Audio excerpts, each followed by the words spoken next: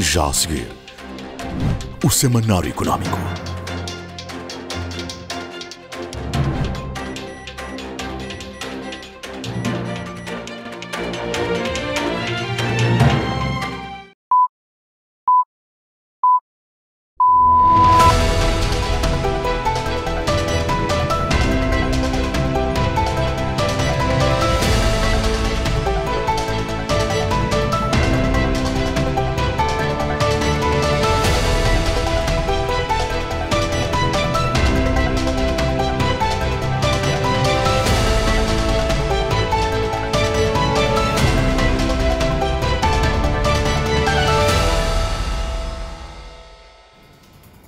Saudações, na presente edição vamos nos debruçar sobre dois principais assuntos, fundamentalmente ao nível da conjuntura de mercados e ao nível também das questões de natureza estrutural da nossa economia, e neste contexto em particular vamos olhar para o setor da agricultura, a inserção da média e pequena empresa agrícola no processo da transformação do nosso setor da agricultura. Como é que este segmento em específico se insere na cadeia do valor da agricultura? Quais as oportunidades, quais os desafios, qual a situação real concreta e o que é que inibe efetivamente que o setor agrário nacional ou no setor agrário nacional floresçam as pequenas e médias empresas agrícolas?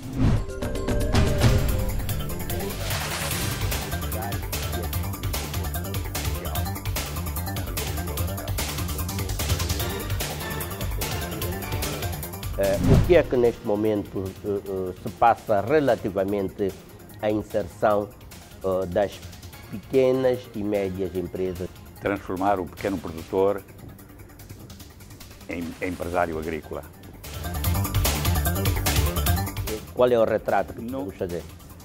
Há um aumento em 56% do aumento das microempresas em número, em contraposição das médias e grandes empresas.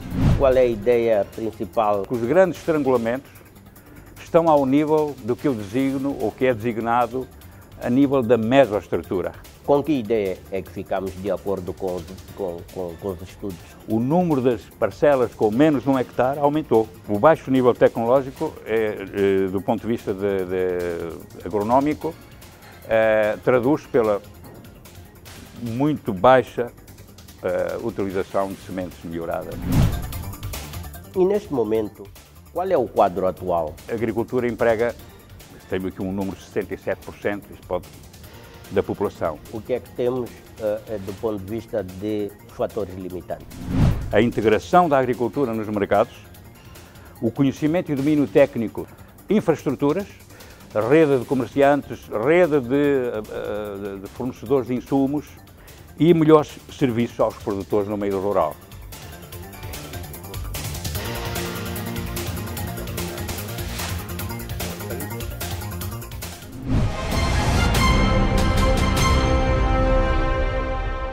Conjuntura de mercados, a nossa síntese retrospectiva e analítica dos mercados. Emerson posicionado. Saudações mais uma vez, Emerson. Comecemos então. Quais os eventos, Emerson, no essencial, mais importantes a destacar em termos de retrospectiva relativamente à conjuntura de mercado, quer a nível doméstico, quer a nível internacional, neste segundo trimestre de 2022, particularmente? Obrigado.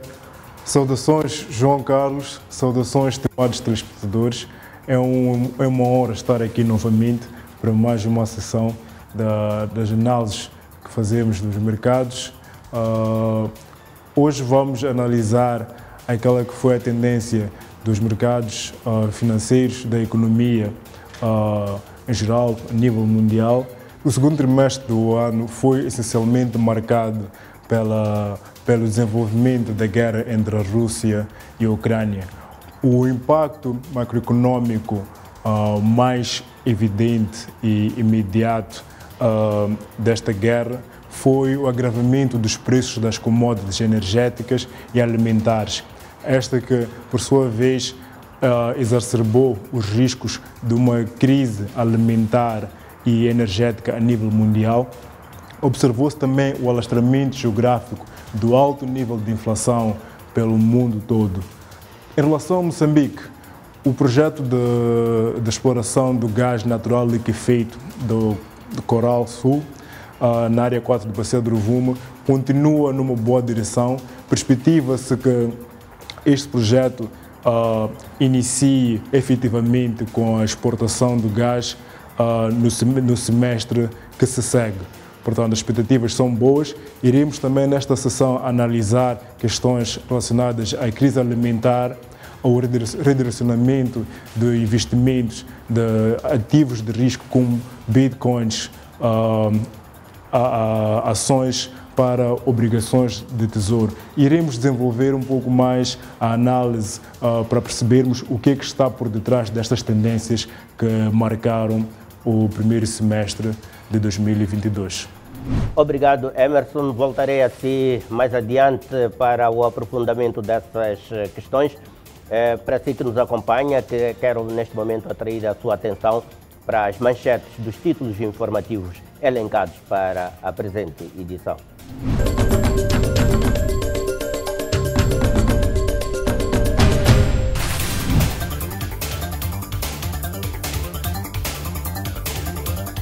Bolsa de Valores de Moçambique e Assis conjugam esforços para dinamizar o mercado bolsista. Levar a Bolsa a Assis e trazer Assis para a Bolsa. A questão do financiamento é uma preocupação permanente no desenvolvimento econômico em Moçambique. Indústria cultural e criativa procura soluções para desobstruir o financiamento ao setor. O que a economia criativa moçambicana produz e quais são os seus impactos, quais são os seus spin-offs. Operadores de energias renováveis desdobram-se na criação de condições para distribuição elétrica com mais qualidade no país. Se deve ver quais são as áreas críticas de cada cliente. Dependendo daquilo que ele necessita, se pode discutir e ver qual é a melhor solução e o investimento que melhor pode lhe beneficiar. E depois das manchetes, tempo agora para vermos em síntese o desenvolvimento dos temas informativos que preparamos para a presente edição, sobre os quais já atraio a sua atenção para o apontamento que já se inicia.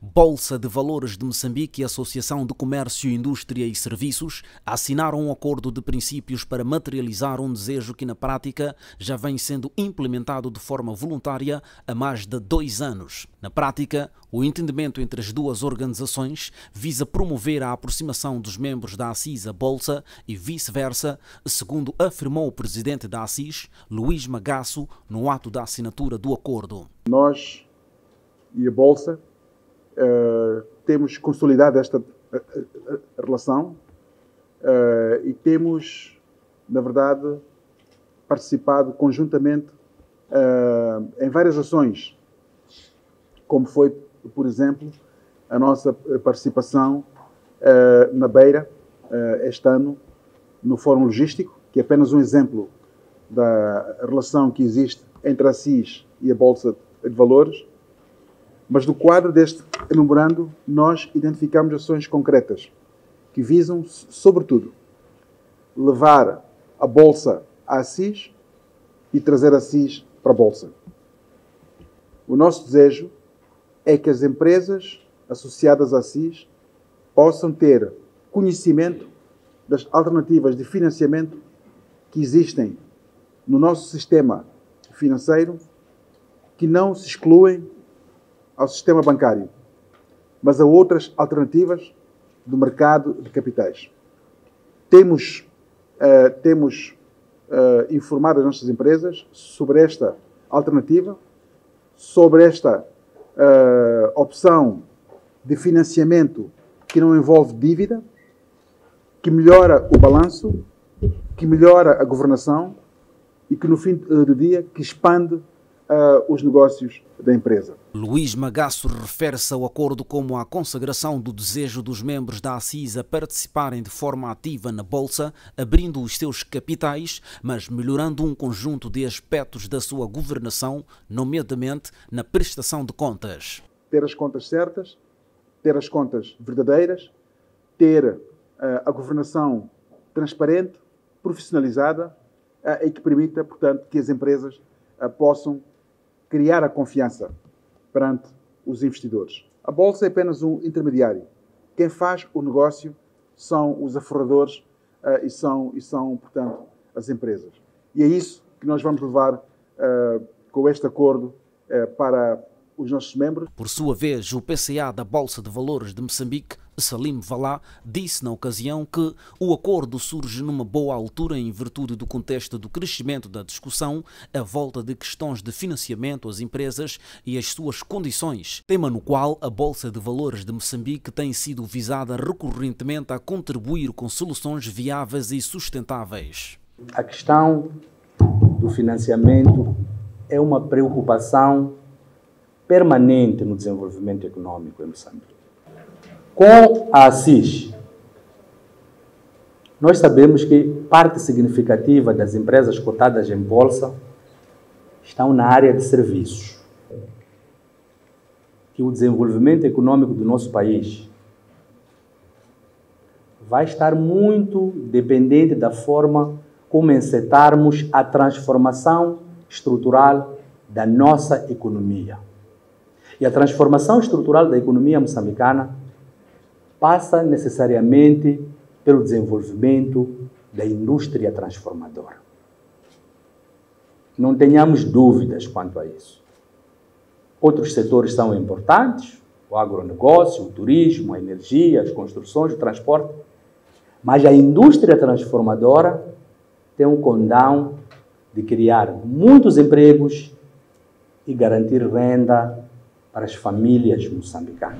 As soluções criativas para desobstruir o financiamento do setor cultural e criativo. Esta é a maior preocupação e desafio da Federação Moçambicana das Indústrias Culturais e Criativas, que, na busca de respostas consistentes e consequentes, reuniu o setor em conferência durante 2 dias num programa abrangente que captou os aspectos fundamentais que informam o setor atualmente. O setor criativo, o setor cultural, tem as suas especificidades e as suas nuances, e estando numa área criativa, e esta é a questão que também lanço para a FEMIC, como encontrar as soluções criativas para ultrapassar ou desobstruir as vias que permitam esta indústria aceder a patamares mais viáveis, mais autossustentáveis. Dr. Salim Valá, fiquei com a impressão de que o nosso setor cultural precisa de se profissionalizar, precisa de sair de uma certa informalidade para estar mais em condições de aceder a recursos. A Bolsa de Valores, como uma instituição financeira, também coloca estas pré-condições quando as empresas, nomeadamente do setor cultural, também precisam de preencher determinados requisitos para acederem aos benefícios da Bolsa. Eu queria juntar estas ideias e ver se podia aprofundar mais esta questão em benefício da identificação de vias, de soluções que possam permitir que esta indústria realmente possa florescer a curto e médio prazo. A Federação Moçambicana das Indústrias Culturais e Criativas está ciente que estabelecer uma plataforma que permita fazer o fomento continuado do setor e promover o investimento na economia criativa moçambicana é algo que se afigura difícil, mas ao mesmo tempo estimulante prosseguir, tendo sido essa tensão associada à natureza e mandato da organização que motivou a organização da Conferência sobre Economia Criativa.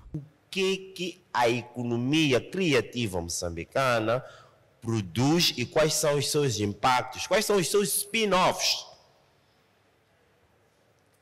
que é para partir daí justificarmos, dizemos assim, ok, Agenda 2063 e outras agendas falam que até 2030 todos os Estados africanos têm que contribuir, têm que tirar 1% dos orçamentos do Estado para o setor da cultura. Como é que você vai me dar 1% se eu produzo mais do que 1% para a economia? Então temos que ir por aí. E quem tem que fazer isso?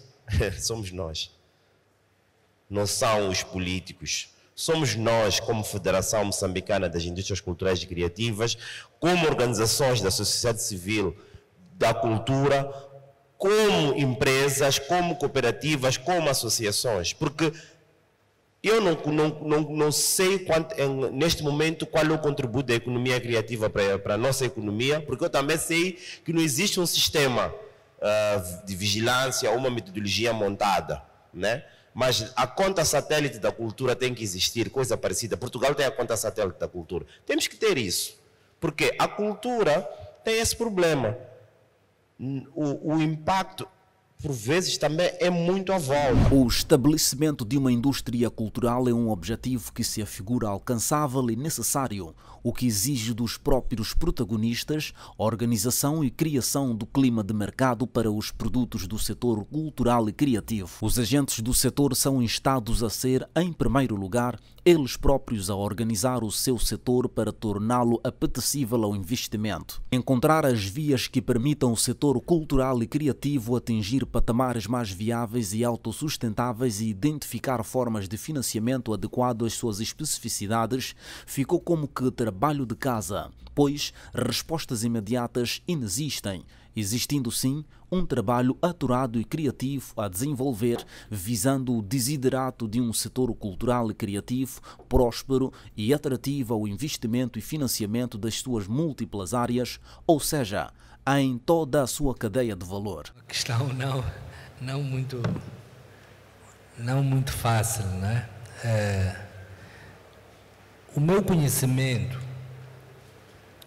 daquilo que é a ação dos operadores da economia criativa é que há algumas que já estão bem, com um escopo bem claro, tem empresas que já funcionam, já tem um papel significativo na sociedade, na zona, na região onde operam. E obviamente outros nem tanto. Talvez a maior parte dos atores ainda não tem empresas formais, empresas bem estruturadas, bem organizadas, a maior parte. Mas há alguns pipocando várias áreas que sinto que estão organizados, estão estruturados, têm um papel visível, significativo. Os seus produtos e serviços são vendíveis já no mercado.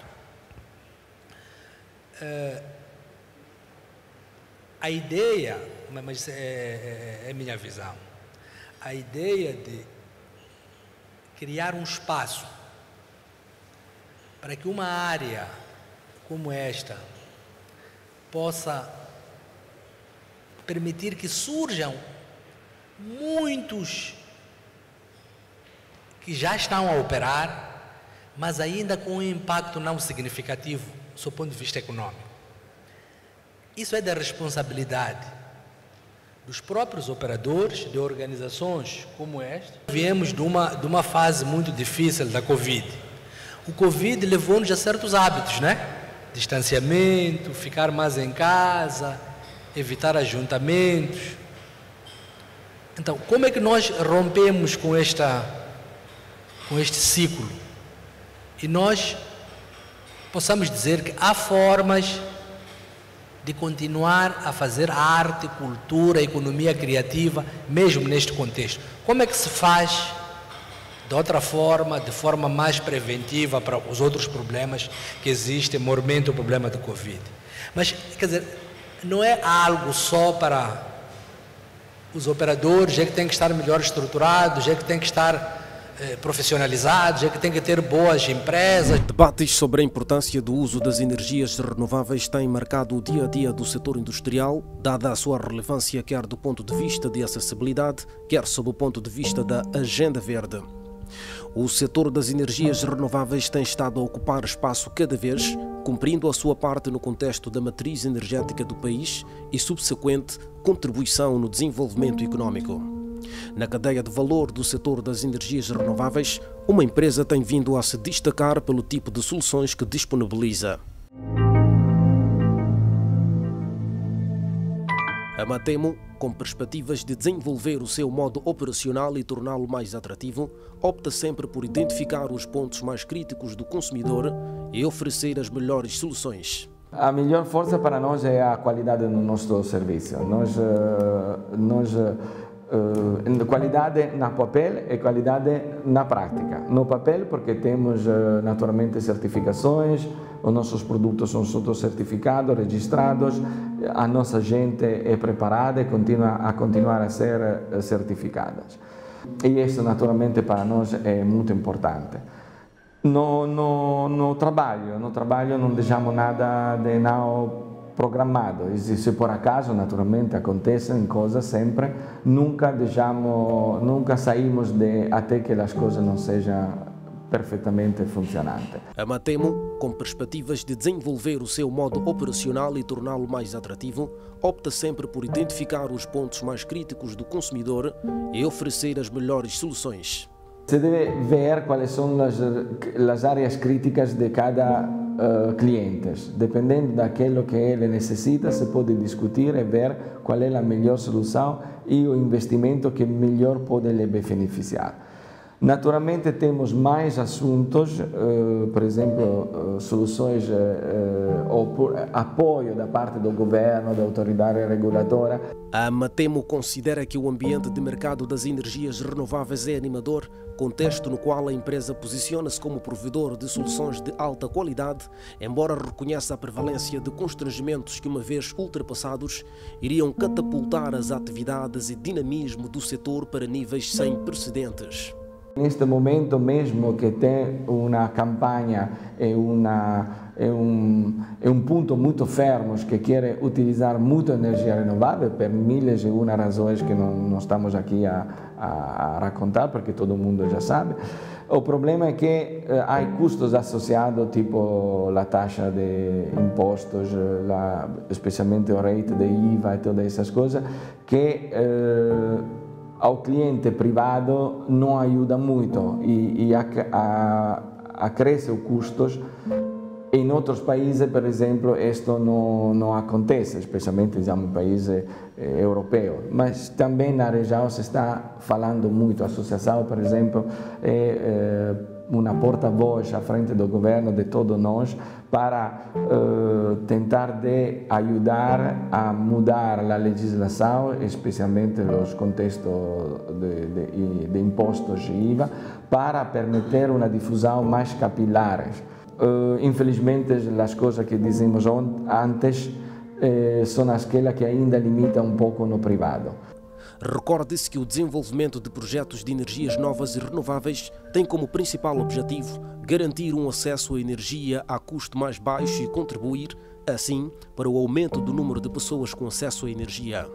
Um outro sim é que o governo garantiu expansão e acesso à energia elétrica para todos os moçambicanos até 2030, acrescentando que, apesar de estar assegurada a cobertura geográfica de energia pelo país, incluindo distritos e postos administrativos, é preciso garantir que mais cidadãos tenham acesso à energia.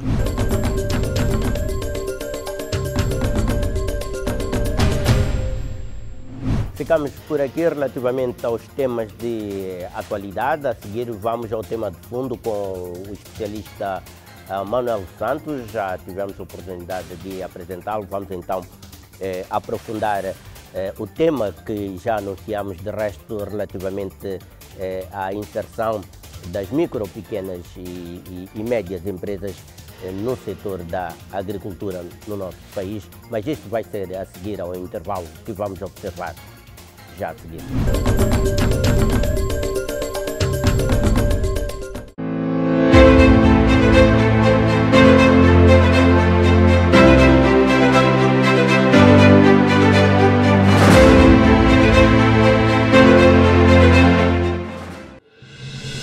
Você está com o Semanário Econômico.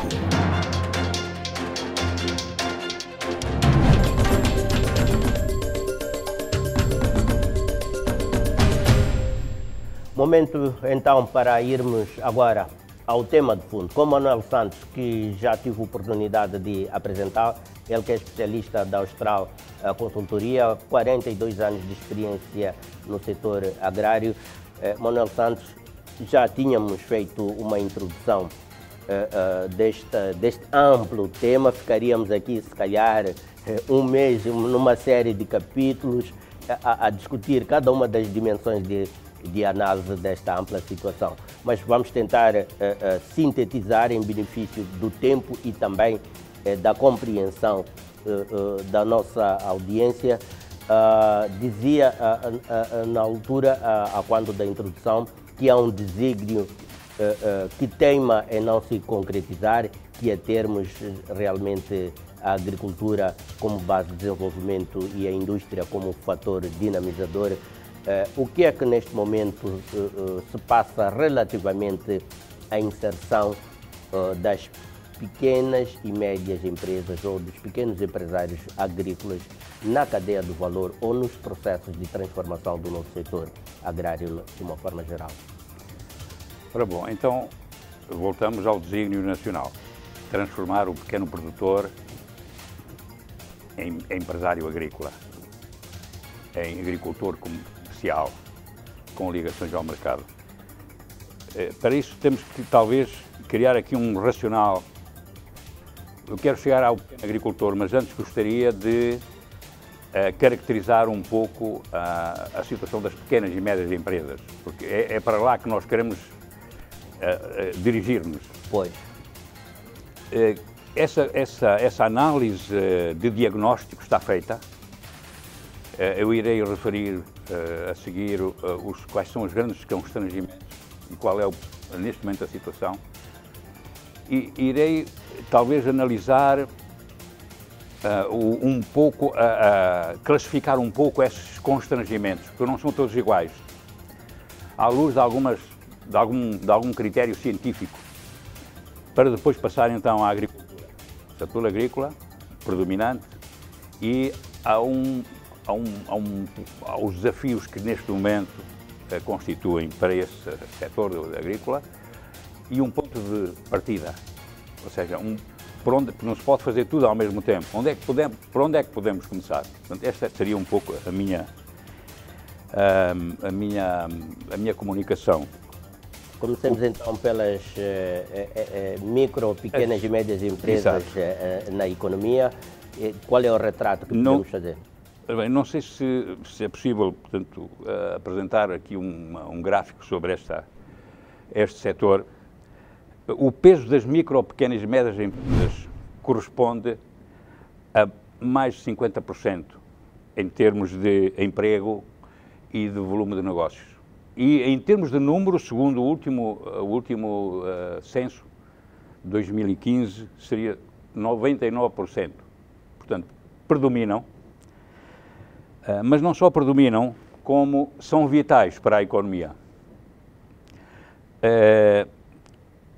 Portanto, a importância das micro, pequenas e médias empresas são importantes em 4 dimensões.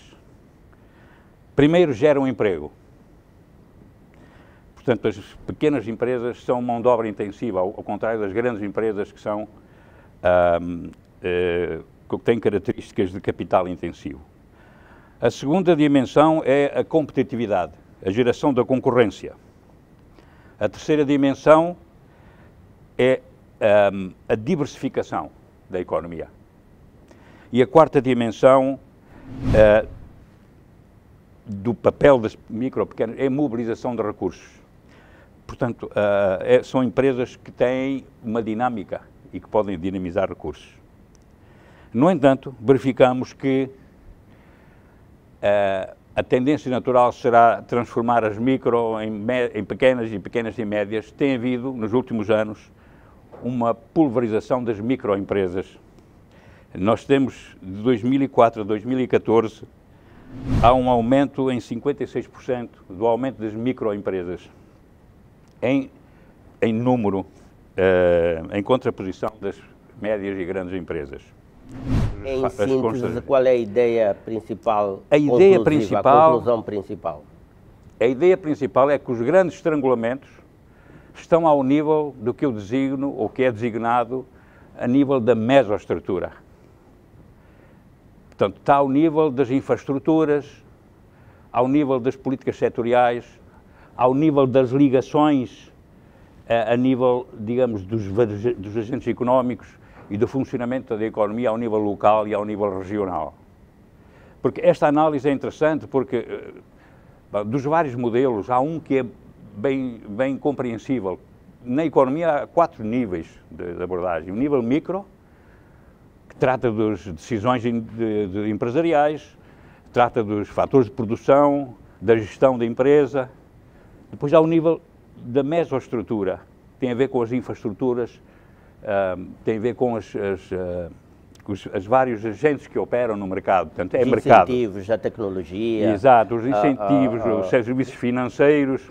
As questões ambientais, as oportunidades de exportações. Depois etc. temos a macroeconomia, que tem a ver com as grandes variáveis a nível nacional. E depois tem a metaeconomia, que tem a ver com aspectos humanísticos, socioculturais. Bom, esta análise vertical é importante porque se uma medida não for tomada em consideração do impacto que tem aos vários níveis, essa medida pode não ter efeito. Eu posso tomar uma medida numa variável macro, mas se eu não criar os tais instrumentos de proximidade do agente económico, essa medida não vai ter efeito. E a conclusão que cheguei é que a maior parte dos constrangimentos que estão identificados nestes 6 casos, eles situam-se ao nível da mesoestrutura. E é aqui onde deverão ser incididos grandes esforços se quisermos mudar a situação. Exatamente. Mas olhando agora mesmo para as próprias unidades agrícolas, as próprias estrutura das explorações agrícolas, com que ideia é que ficamos de acordo com os estudos que teve oportunidade de realizar? Ora, o setor agrícola é predominantemente de pequena parcela, até 1 hectare, a média é abaixo, é 1,5 hectare, a média nacional, mas a maior parte das explorações agrícolas está abaixo de 1 hectare, portanto, uma pequena escala, pequena dimensão.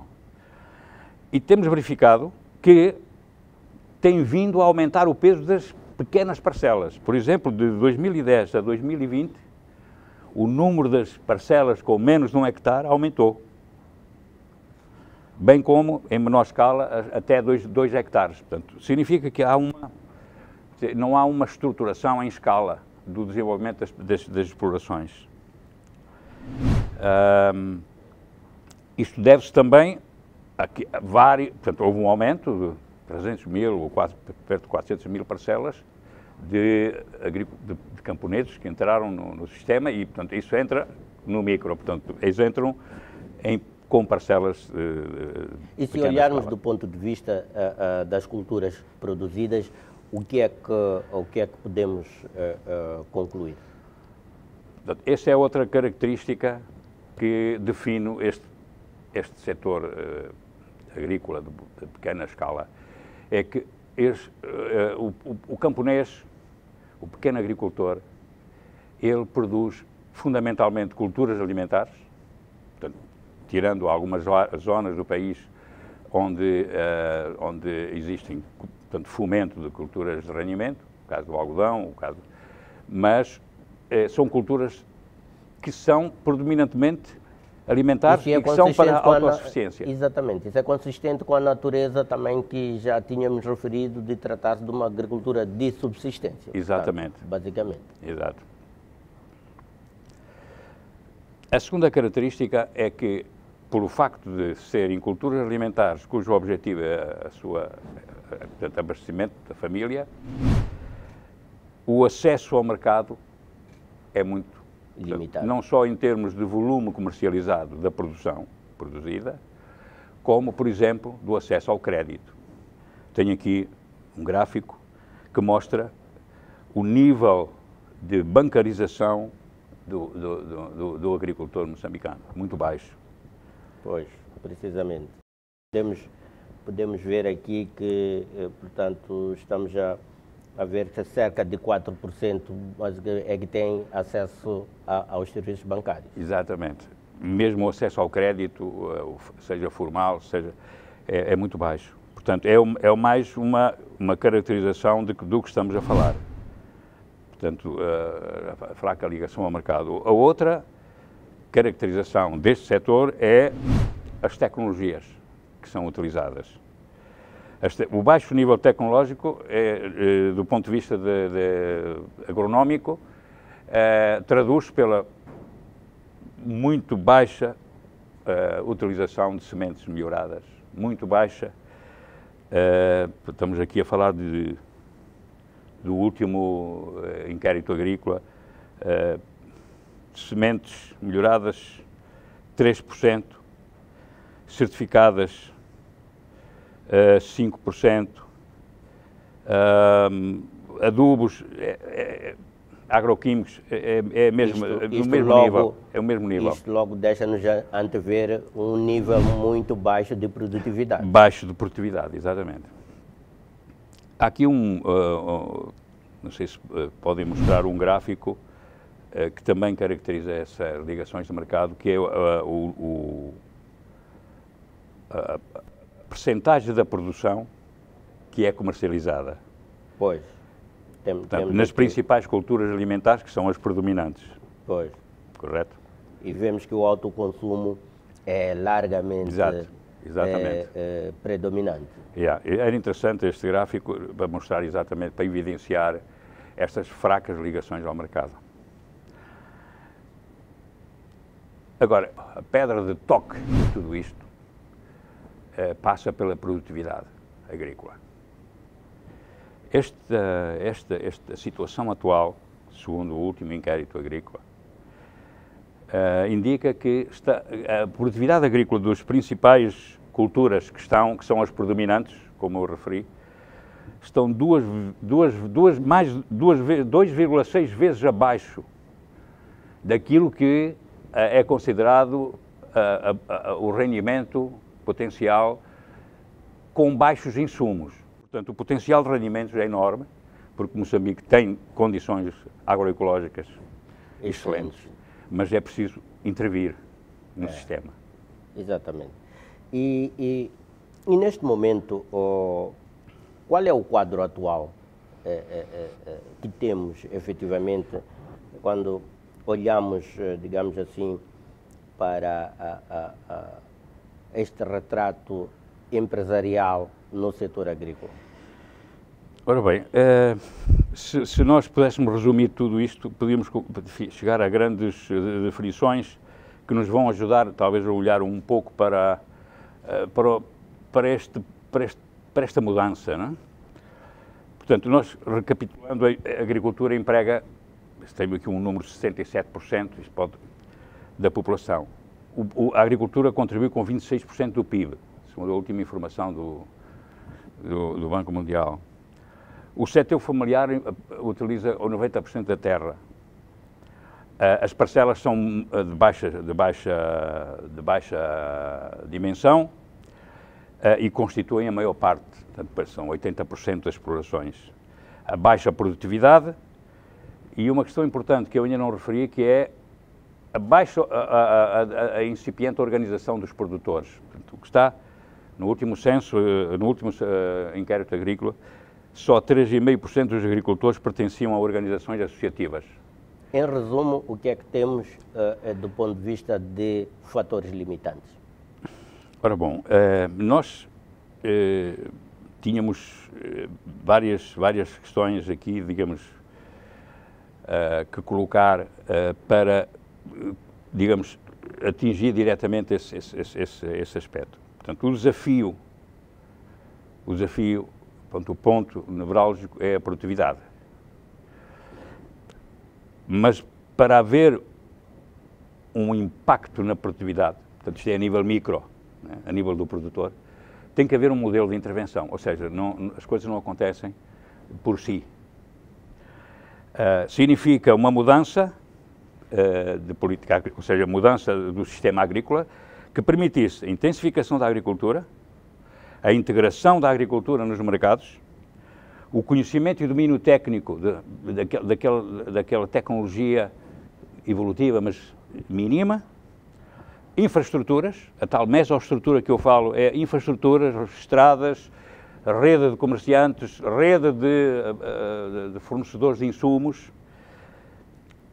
A pequena indústria é muito importante. Cá está o setor de dinamizador. A pequena indústria, nas cadeias de valor, são importantes na criação, digamos, na dinamização do setor agrícola. E melhores serviços aos produtores no meio rural. Portanto, estou a falar da rede digamos, da rede comercial que opera em proximidade com o pequeno produtor. É preciso estabelecer uma cadeia de valor. Uma cadeia de valor. Então, qual é o ponto de partida?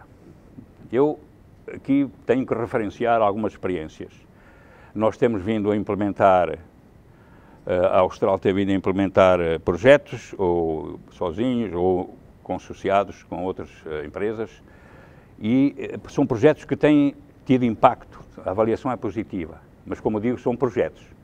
Têm que ser reproduzidos, replicados à escala nacional. Projetos que operam no mercado, mas também operam indiretamente junto ao produtor. Estou a falar do PAMA, que já tem uma boa idade, 2000, desde a altura em que eu estive envolvido no PAMA. Sim, o programa um programa de apoio aos mercados agrícolas, que foi depois, portanto, continuado com o PROMER, sim, que nós avaliamos. A Austral avaliou o PROMER agora, que terminou, um projeto de 11 anos, um programa de 11 anos, bastante vasto, e uma avaliação muito positiva, com impactos muito interessantes. A Inovagro, por exemplo, com um modelo de intervenção nos mercados, e nós concluímos o seguinte, eu vou só caracterizar, no caso específico, as grandes condicionantes e como é que o modelo de intervenção foi, no concreto, implementado. Nós tínhamos identificados vários constrangimentos. Então, neste diagrama, neste gráfico, nesta figura, eu tento sistematizar esta abordagem que comumente é designada como teoria da mudança para o caso concreto do que nós estamos a tratar, transformação da agricultura através de intervenções de mercado. Portanto, nós identificamos constrangimentos. Portanto, há uma análise de problemas que define, não há agentes económicos, operadores, fornecedores de insumos. Não há agentes económicos que tenham a função de agregar, escoar, comercializar, fazer a ligação da produção nas cadeias de valor. Não há boas estradas, não há infraestruturas. O capital humano tem algumas limitações. Então, o que nós, nesta teoria da mudança, o que nós pensamos é preciso intervir no sistema de mercado. É preciso alterar, é preciso introduzir elementos, é preciso apoiar aqueles agentes económicos que estão no terreno e que podem funcionar, a montante e a jusante do sistema produtivo, e, com isso, incentivar, motivar o pequeno agricultor a aumentar rendimentos, a criar excedentes, a vender no mercado, criar acumulação. Portanto, resumidamente é isto. Portanto, temos um nível, no primeiro nível é um nível do sistema de produção, um nível micro, em que ele tem os problemas de insumos, o problema não tem acesso à semente melhorada, não tem assistência técnica, tem problemas de colocação no mercado. Depois tem, a nível do mercado, temos os tais agentes que são fundamentais. Mas quando olhamos a situação atual, conseguimos ver algum tipo de sinais, algum tipo de evidência que estamos a implementar de alguma forma uma teoria de mudança no setor agrícola de tal ordem ou em tal medida que permita o desenvolvimento ou a emergência de um setor micro, pequeno e médio empresário ligado exatamente ao setor agrícola? Bom, estas intervenções ao nível do projeto têm impacto. Portanto, eles têm demonstrado impacto nos rendimentos, impacto na, digamos, na acumulação de alguma poupança, de alguma riqueza nos pequenos produtores. Os pequenos vão evoluindo positivamente. Hoje podemos dizer que já existem agricultores, portanto, os agricultores ou produtores agrícolas comerciais e emergentes vão surgindo. A minha questão é que vão surgindo muito a nível muito localizado. Portanto, seria preciso ter uma plataforma que lançasse estes projetos num programa nacional mais vasto. Mais escala. O Sustenta está a expandir, portanto, fez o primeiro módulo, o primeiro piloto, está a expandir. Tenho informação de que há já muitos produtores a aderir a este programa, tem havido impacto. É um processo, mas penso que é o caminho de... Portanto, é o ponto de partida. A abordagem é esta, ou seja, a abordagem é que o ponto de partida tem que ser que esta teoria da mudança seja feita ao nível das mudanças, porque nós estamos num sistema de mercado, não é? Então tem que ser o mercado a criar o ambiente, os estímulos e a assentar os agentes que vão operar essa mudança. Portanto, neste momento, por aquilo que percebi, temos intervenções localizadas ou isoladas entre si. A questão agora é como criar um movimento continuado, estruturado, não é? E que permita que, de fato, se crie uma massa crítica transformadora ao nível do nosso setor agrário. Correto. Nós olhamos, por exemplo, à transformação que houve no Brasil. Quer dizer, o agronegócio no Brasil é uma experiência que devia ser estudada, porque há vários papéis. O Estado tem um papel, os agentes económicos têm outro papel. Portanto, há vários níveis. Vários intervenientes. Vários níveis de intervenção. Por exemplo, a importância da estrutura a nível local, distrital. E o fazem de uma forma coordenada e exatamente. sistemática. Portanto, tem que haver uma coordenação. Mas a minha questão e a minha preocupação é criar escala neste movimento, que já está na agenda, que os próprios parceiros internacionais apoiam, criar escala, criar uma massa crítica, porque essa massa crítica é que vai depois criar o exponencial. Né? Pois, o exponencial transformador. Manuel Santos, muito obrigado por estar aqui e partilhar conosco esta ampla informação. Da nossa parte, continua o compromisso de continuarmos a analisar ponto a ponto. Hoje fizemos uma análise um pouco mais integrada, mas era importante aqui depois fazermos o desdobramento e aprofundarmos cada uma das dimensões da análise em benefício de um maior entendimento geral. Mas ficou aqui um retrato e as questões realmente que são críticas para transformar o nosso setor da agricultura.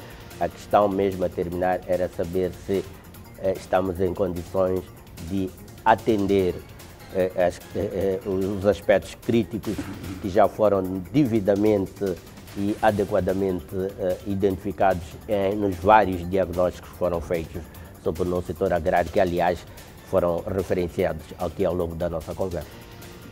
Muito obrigado. Bom, exatamente, estamos disponíveis e interessados na medida em que é um canal destes universal que pode transformar estas experiências de projetos e das aprendizagens numa linguagem nacional. Sim, num conhecimento. A divulgação disto é importante saber que há experiências boas, nós estamos, digamos, temos um pé, precisamos de pôr o outro pé e começar a caminhar. Significa criar plataformas mais universais de comunicação, é importante e por isso a minha modesta contribuição. Muito obrigado pela oportunidade. Por partilhar a vossa experiência e conhecimento neste domínio.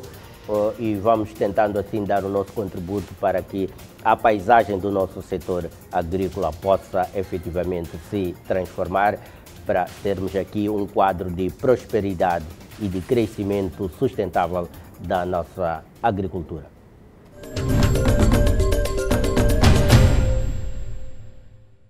Há um banco em Moçambique que abre caminho para o desenvolvimento do país. Ajuda Moçambique a andar para a frente, construindo as ligações para o futuro. Respeita o potencial dos recursos naturais, colocando-os ao serviço dos moçambicanos. Pulsa com a energia da nossa terra, fazendo-a crescer com mais eficiência. Semeia a esperança, preparando um futuro próspero. Promove a inovação, dinamizando a economia e criando novas oportunidades de negócio. BNI é o banco que faltava. É o banco que faz a diferença.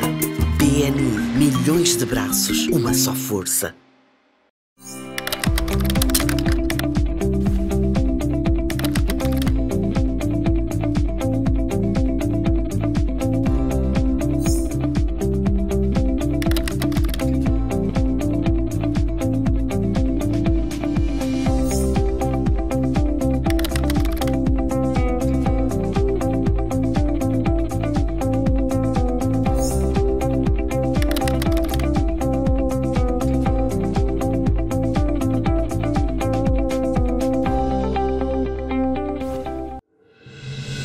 Você está com o Semanário Econômico.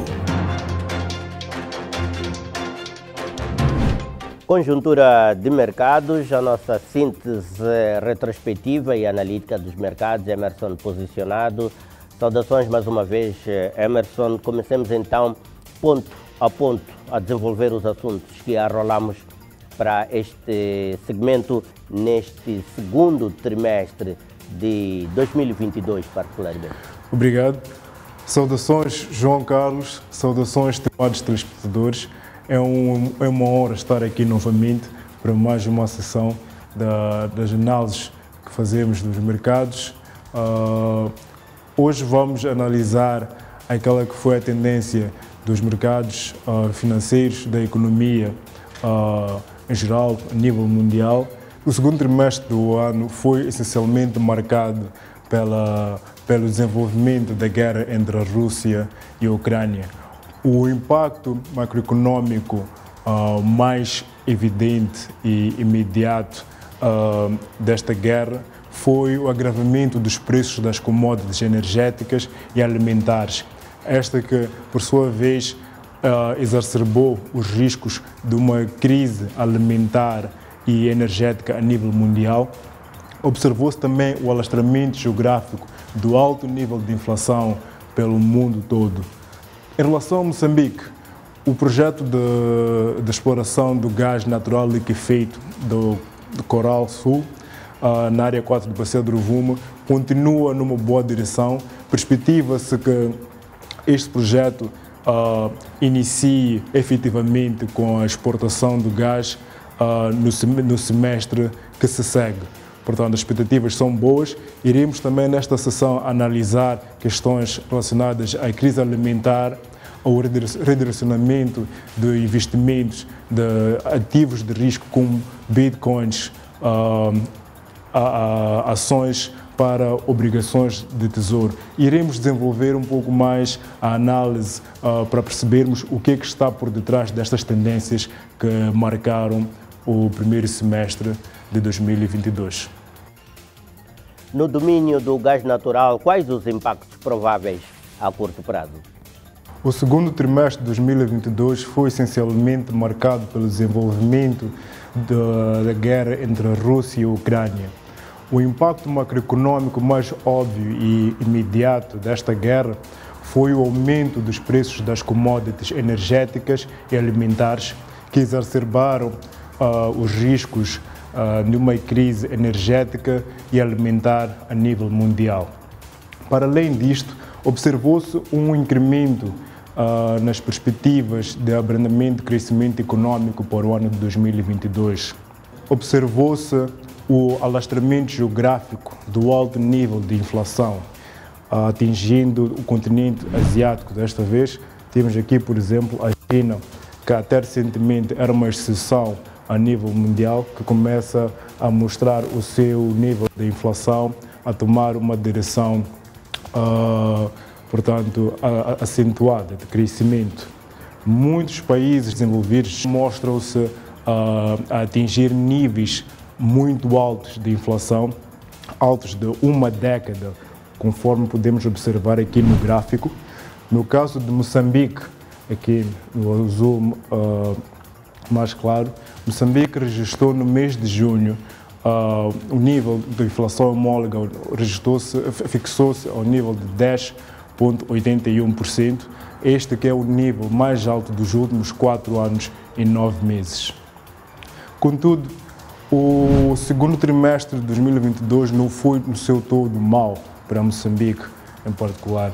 Em termos do projeto de exploração do gás natural liquefeito do Coral Sul, na área 4 de Bacia de Rovuma, registrou-se avanços marcantes e significativos que põem o país na direção certa para se iniciar com a produção e exportação do gás natural em conformidade com o cronograma do projeto. Ainda nesta cena do gás natural, perspectiva-se que com o arranque da produção e exportação do gás natural no nosso país, vários agentes econômicos sejam positivamente impactados. O mercado cambial, por exemplo, poderá ser um dos primeiros mercados a ser impactado pelas exportações do gás, com aumento da liquidez em moeda estrangeira, quer entre transações entre bancos comerciais com o público, quer seja entre transações entre os bancos comerciais. Embora as expectativas sejam grandes, a realidade poderá ser bem mais moderada. Isto porque os acordos celebrados entre o governo moçambicano e as empresas petrolíferas não cautelam um aumento bastante elevado das receitas de exportação do gás. As receitas, numa primeira fase, serão, na sua maioria, o grande volume das receitas do gás serão canalizadas para os cofres do Estado através do Banco Central. Um fator que poderá manter a expectativa alta viva será a constituição de um fundo soberano que irá visar assegurar que as receitas de exportação do gás sejam repartidas através de investimentos com o intuito de gerar um ganho maior para a economia, um ganho mais impactante, mais significativo e que seja um ganho sustentável a longo prazo. Avançando, Emerson, relativamente ao petróleo, qual é a tendência mais recente desta commodity e que perspectivas é que se pode justificar acalentar nesta altura em face desses mesmos desenvolvimentos? Em relação aos preços do petróleo bruto, Brent, no segundo trimestre de 2022, estes mantiveram-se em alta, num canal estreito ascendente, compreendido entre os níveis 110 a 120 dólares o barril. Embora o petróleo tenha estado a ser transicionado em alta, este não mostrou variações significativas, oscilações tão acentuadas como era previsto para o segundo trimestre. E esta relativa estabilidade do petróleo pode ser justificada, em parte, pelo fato da China, que é um dos maiores consumidores desta commodity, ter estado em confinamento como forma de prevenção de uma nova vaga da Covid-19. As expectativas de uma alta demanda foram revistas em baixa, acautelando assim os mercados de commodities energéticas, principalmente do petróleo bruto, Brent. Contudo, perspectiva-se que os preços de petróleo continua a oscilar em função do desenvolvimento do conflito entre a Rússia e a Ucrânia, sendo a Rússia um dos principais produtores e exportadores de petróleo. Perspectiva-se que este conflito possa criar alguma pressão sobre o preço do petróleo, uma pressão positiva, faça com que esses possam disparar. Do outro lado, para equilibrar esta análise, perspectiva-se também que muitos países desenvolvidos, sobretudo europeus, possam atravessar por um período de recessão, ou seja, abrandamento no crescimento econômico destas economias, o que poderá fazer com que os preços do petróleo retraiam para níveis abaixo dos $100 o barril, equacionando com este fator de pouca demanda do petróleo para a produção. O conflito Rússia-Ucrânia continua, obviamente, no centro das atenções. Neste momento, o que é que, em função dos avanços no terreno, em função daquilo que ficou conhecido desde que este conflito despoletou até a esta altura, o que é que podemos dizer que possa ser o impacto real neste momento deste conflito geopolítico entre a Rússia e a Ucrânia, particularmente ao nível do setor energético? O conflito entre a Rússia e a Ucrânia agravou a tendência perceptiva das commodities energéticas, sobretudo na Europa. Isto devido ao alto nível de dependência da Europa pelas commodities energéticas russas. Passamos agora a observar este gráfico que mostra-nos a evolução dos preços do câmbio do euro, do rublo russo.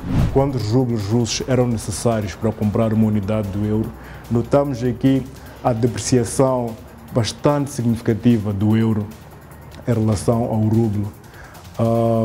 Olhamos aqui para este período do início do conflito entre a Rússia e a Ucrânia, por volta de março, vemos que eram necessários 95 rublos russos para comprar uma unidade de euro, e ao longo do tempo, em junho, em 3 meses, são necessários apenas 55 rublos russos para comprar uma unidade do euro.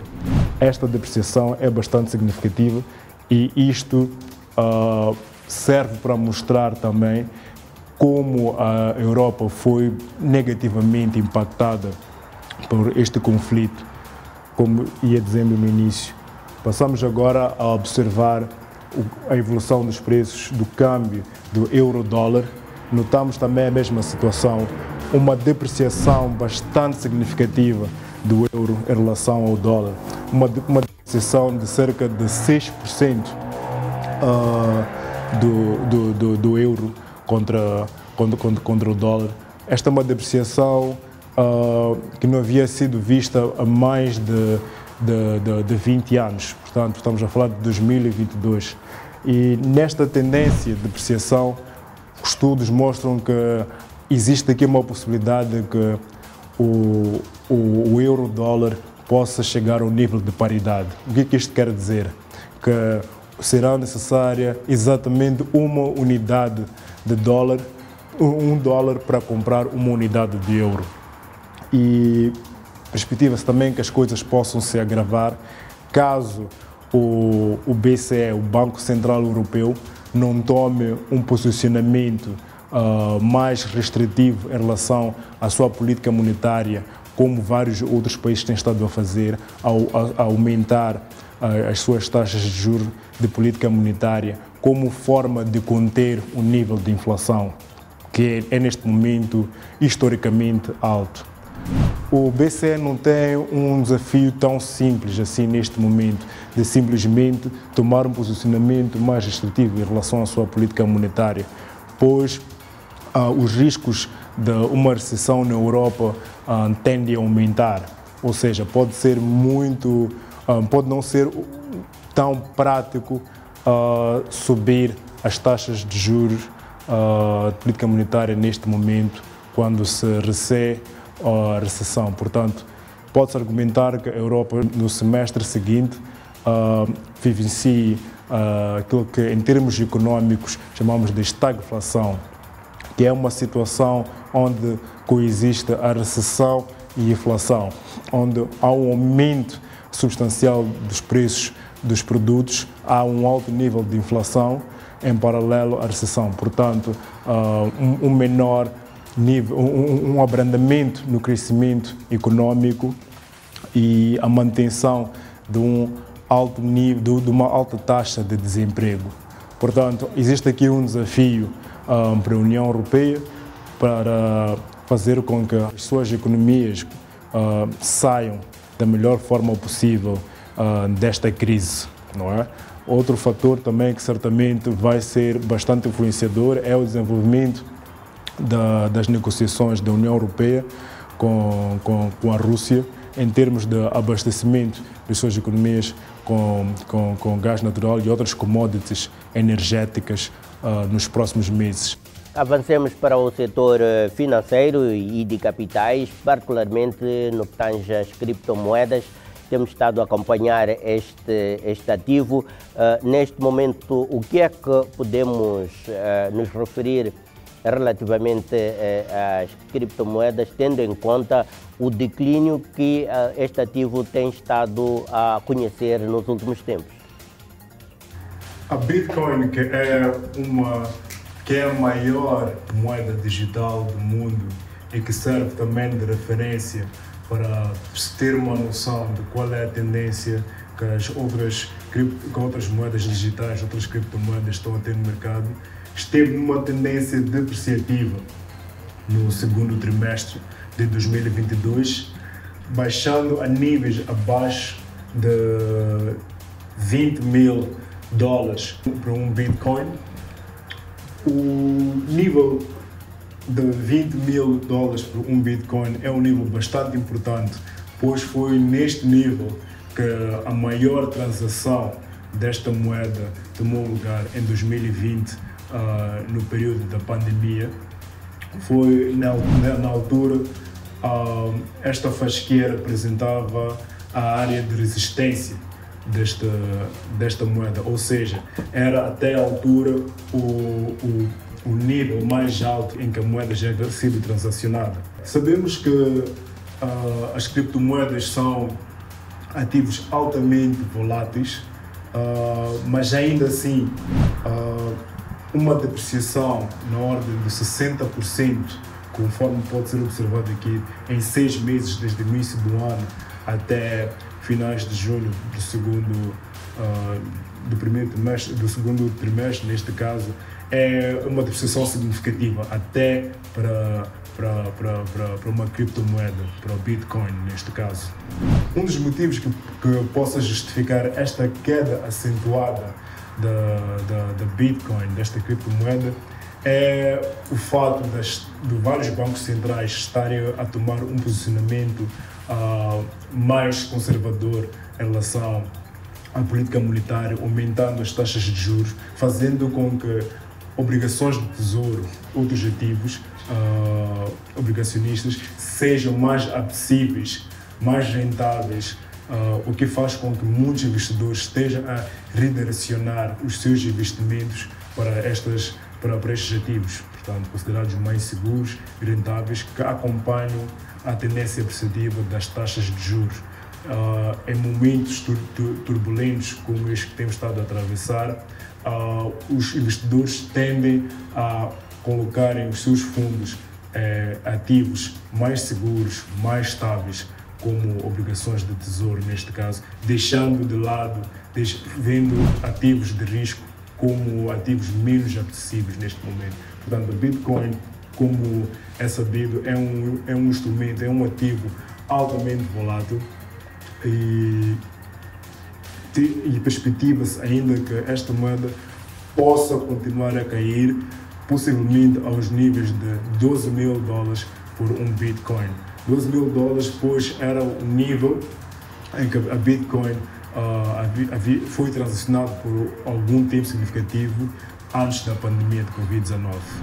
A outra crise associada ao conflito Rússia-Ucrânia é aquela que se verifica no domínio da segurança alimentar. O que é que se está a passar efetivamente neste aspecto, Emerson? O primeiro semestre de 2022 foi registrado por um incremento significativo dos preços de bens alimentares e de escassez de alimentos. Esta tendência foi causada em diferentes partes do mundo por uma combinação de causas geopolíticas, econômicas, naturais, como calor extremo, inundações e seca. Perspectiva-se que esta crise, que este cenário possa reduzir de forma bastante significativa os esforços que têm estado a ser feitos para combater a crise, para combater a fome, e a má nutrição. Segundo a Organização das Nações Unidas para a Alimentação e Agricultura, os preços dos bens alimentares já estavam a níveis historicamente altos em fevereiro, cerca de 20% acima daqueles que eram os preços dos alimentos no ano antecedente. Portanto, os preços dos alimentos já estavam a ser transacionados a níveis historicamente altos, mesmo antes da guerra. A guerra, por sua vez, veio aumentar os preços dos alimentos em cerca de 40% em março, em relação ao mesmo período em 2021. Subidas exorbitantes dos preços de bens alimentares são más notícias para todo o mundo, mas sobretudo para países em desenvolvimento. Isto pelo fato destes países terem um alto nível de dependência de importação destes produtos e pelo fato das pessoas nestes países gastarem entre 60% mesmo até 80% das suas rendas em alimentos. Portanto, se esta tendência apreciativa de bens alimentares e de escassez de alimentos continuar, podemos ver várias economias a entrarem em situações bastante críticas. Podemos ver a materialização de uma crise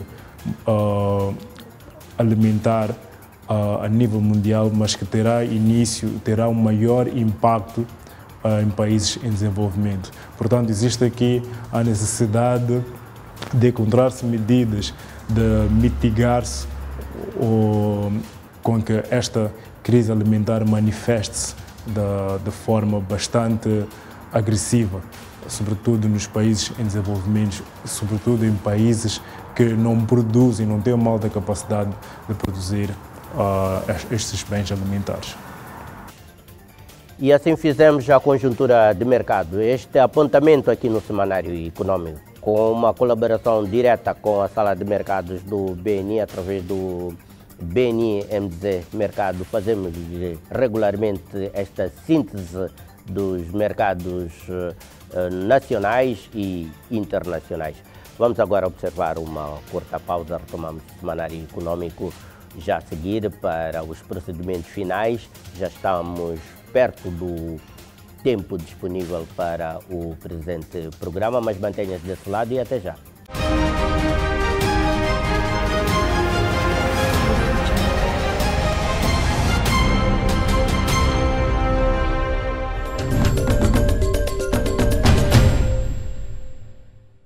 Há um banco em Moçambique que abre caminho para o desenvolvimento do país. Ajuda Moçambique a andar para a frente, construindo as ligações para o futuro. Respeita o potencial dos recursos naturais, colocando-os ao serviço dos moçambicanos. Pulsa com a energia da nossa terra, fazendo-a crescer com mais eficiência. Semeia a esperança, preparando um futuro próspero. Promove a inovação, dinamizando a economia e criando novas oportunidades de negócio. BNI é o banco que faltava. É o banco que faz a diferença. BNI, milhões de braços, uma só força.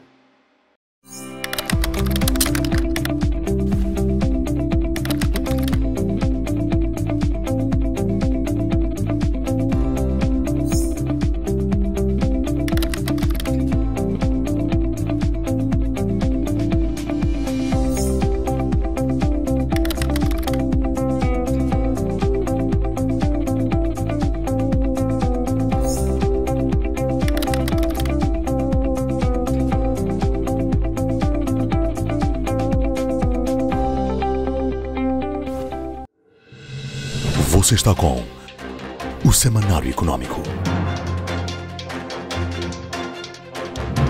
Entramos agora para os procedimentos finais da presente edição do Semanário Econômico. Tempo agora para fazermos o resumo daquilo que foram as incidências informativas deste seu Semanário Econômico.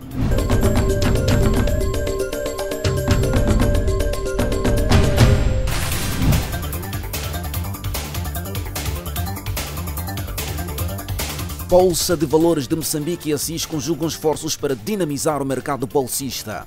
Levar a Bolsa a Assis e trazer Assis para a Bolsa. A questão do financiamento é uma preocupação permanente no desenvolvimento econômico em Moçambique. Indústria cultural e criativa procura soluções para desobstruir o financiamento ao setor. Que a economia criativa moçambicana produz e quais são os seus impactos, quais são os seus spin-offs. Operadores de energias renováveis desdobram-se na criação de condições para distribuição elétrica com mais qualidade no país. Se deve ver quais são as áreas críticas de cada cliente. Dependendo daquilo que ele necessita, se pode discutir e ver qual é a melhor solução e o investimento que melhor pode lhe beneficiar.